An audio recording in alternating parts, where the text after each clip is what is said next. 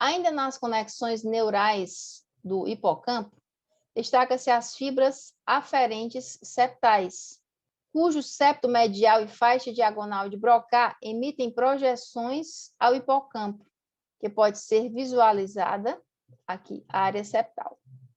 Ela tem neurônios colinérgicos, com projeção colinérgica muito difusa, e neurônios GABAérgicos, com fibras GABAérgicas formando especificamente sinapses com esses neurônios GABAérgicos do próprio hipocampo. Tem-se ainda as fibras aferentes comissurais, que consistem em uma conexão dos dois hipocampos entre si, terminando nos segmentos dendríticos proximais das células piramidais e granulosas do hipocampo contralateral, cujas células são axônios das células piramidais C3A e neurônios da região hilar do giro denteado, que são células musgosas. Ainda no que tange a fibras aferentes originadas do tronco encefálico, há vários núcleos do tronco encefálico que enviam fibras catecolaminérgicas ao hipocampo, com uma distribuição difusa. Ademais, fala-se também a respeito da difusão da ativação do hipocampo, com projeção originada do córtex entorrinal, que é a via aferente principal que se dirige ao hipocampo.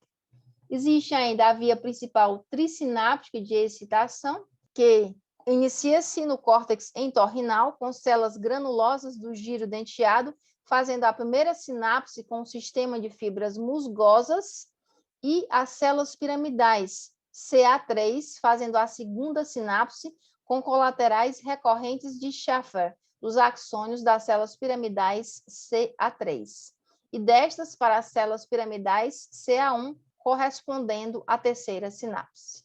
Em todas as três estações de retransmissão, a difusão anterógrada da excitação é regulada por interneurônios inibitórios GABAérgicos. Por fim, o principal feixe eferente da formação hipocampal são neurônios CA1, que emitem projeções para dentro do subículo, cujas fibras aferentes formam, por sua vez, as fímbrias e o fornis, e podemos observar o fornis e as fímbrias, formando aí o eixo eferente em vermelho. E o fornis, cuja conexão encontra-se entre o hipocampo e o hipotálamo e, consequentemente, o sistema nervoso autônomo está envolvido. O principal feixe eferente da formação hipocampal encontra-se no fornis. Quanto à amígdala, ela tem os componentes relacionados funcionalmente com o sistema olfatório e relacionados funcionalmente com o sistema límbico. No caso, o sistema límbico são as zonas medial e central. O núcleo de origem das estrias terminais da amígdala possuem um grande arco voltado para cima e para frente no sulco entre o tálamo e o núcleo caudado, até chegar no forame interventricular, onde se divide em vários feixes com fibras separadas, que podem ser visualizados aqui especificamente.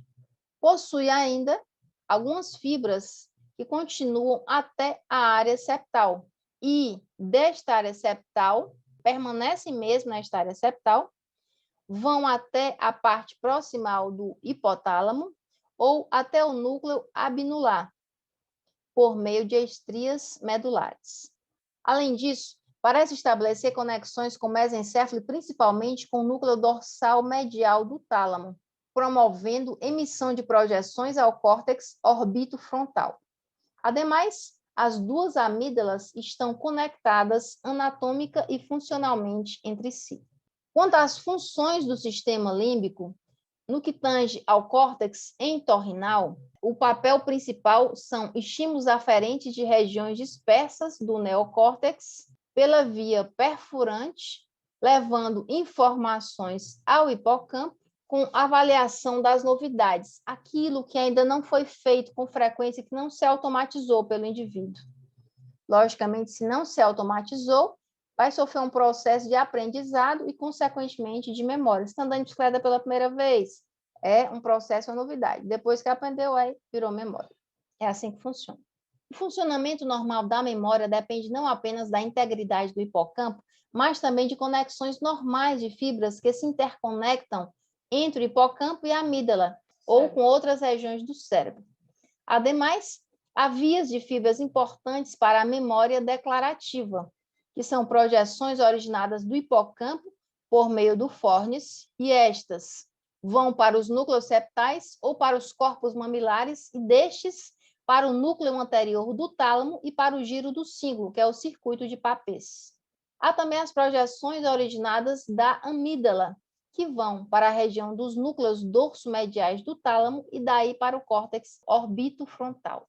Quanto aos tipos de memória, tem-se a memória de curto prazo, aqui denominada MCP, e memória de longo prazo, aqui denominada MLP. Estas subdividem-se em memória primária, ou MCP, que possui um conteúdo mantido no nível consciente por períodos curtos, depois de impressões sensoriais que as produziram não estão mais presentes. Sentiu uma sensação diferente naquele instante, mas não teve muita importância, depois esquece. Memória secundária, ou MLP, permite recordações de eventos ou estados mais antigos que já possam ter desaparecido da consciência. Um evento antigo que lhe chamou a atenção, que foi importante. Os dois sistemas precisam funcionar normalmente para que o indivíduo tenha função cognitiva normal. Pois bem, os substratos neurais das memórias de curto e longo prazos são estudadas pelo modelo Hebbiano, em 1940, que descreveu a MCP como ativação circulante de um conjunto de neurônios, que descreveu a MLP como produto de alterações estruturais duradouras no nível das conexões sinápticas, refletindo um processo de consolidação de minutos ou horas. Para isso, seria necessário uma adaptação estrutural. Ademais, estudos demonstraram que o hipocampo desempenha papel crucial na consolidação das memórias conscientes. Os testes diagnósticos da MCP e da MLP, no caso da MCP, pode-se solicitar ao indivíduo que escute e repita sequências faladas de números e tamanhos progressivamente maiores. O indivíduo normal consegue repetir números até 7 algarismos, mais ou menos 2, quando apresentados desta forma. E reflete traços de memórias perdidos muito rapidamente e não são incorporados na MLP se o indivíduo assim conseguir. No caso da MLP, a apresentação de determinados estímulos, como lista de termos ou conjunto de objetos, em seguida solicita-se ao indivíduo que tome nota deles durante um intervalo definido de tempo, pedindo que reconheça ou reproduza a sequência algum tempo depois. Se ele conseguir fazer isso, aí ele está tudo bem com ele. No caso aqui, por exemplo, às vezes você vai ao médico, ele mensura a sua pressão, e aí você está 12/8. Lá para o final da consulta, ele disse, eu mensurei sua pressão, está quanto mesmo? Um outro teste. Existem diversos testes que podem ser colocados. Os subtipos de MLP. A memória episódica, por exemplo, refere-se a dados que fazem parte de determinado contexto temporal e espacial. São memórias de experiências pessoais, como uma viagem interessante para você. A memória semântica são fatos que pertencem aos campos gerais do conhecimento. Memórias referentes à medicina, ao direito e outras áreas.